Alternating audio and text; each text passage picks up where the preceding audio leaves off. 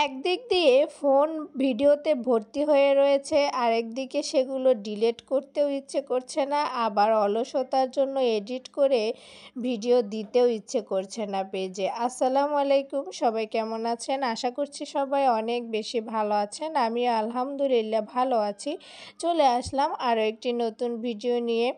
তো অনেক দিন থেকে আসলে এত পরিমাণে ভিডিও ভর্তি হয়ে রয়েছে ফোনে, সেগুলো কোনোভাবে ডিলিট করতেও ইচ্ছে করছে না, আবার অলসতার জন্য সেগুলো যে পেজে দেব তাও ইচ্ছে করছে না। আসলে বর্তমানে ফেসবুক মামা যে এমন অবস্থা করে রেখেছে পেজের, না আছে কোনো ভিউ, না আছে কোনো রিচ, এনগেজমেন্ট, কিচ্ছু না। তাই আসলে ভালোই লাগে না। মাঝখানে কয়েকদিন তো কাজই করিনি, বাসায় মেহমান ছিল, তো সেটা নিয়ে খুবই ব্যস্ত ছিলাম। এজন্য একদমই ভালো লাগেনি।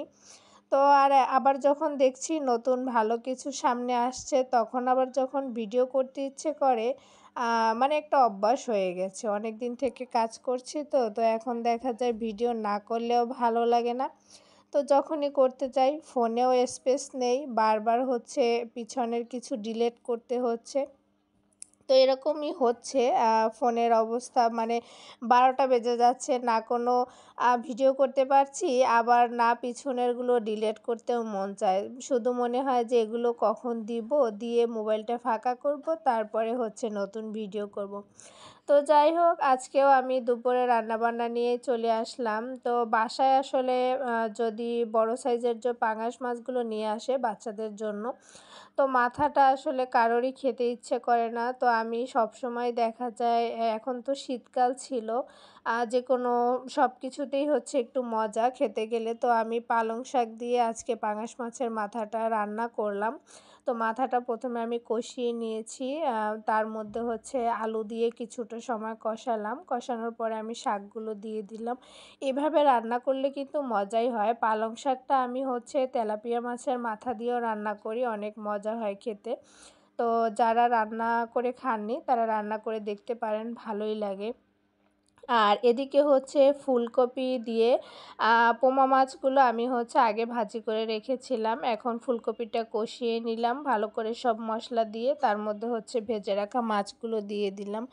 তো এই রান্নাটা করতে গিয়ে আরেকটা জিনিস মনে হলো, আমি গত বছর হবে, না তারও আগে হবে, তো আমি এরকম পোমা মাছ দিয়ে ফুলকপি রান্না করেছিলাম। ওইটা আমি ছবি দিয়েছিলাম, একটা পোস্ট করেছিলাম দুপুরবেলা। তো আমার ওইটা ছবিটা এমনিতে কোনো শেয়ার ছাড়া কোনো কারণেই মানে একদম ২১,০০০ রিচ দিয়েছিল ফেসবুক আমাকে।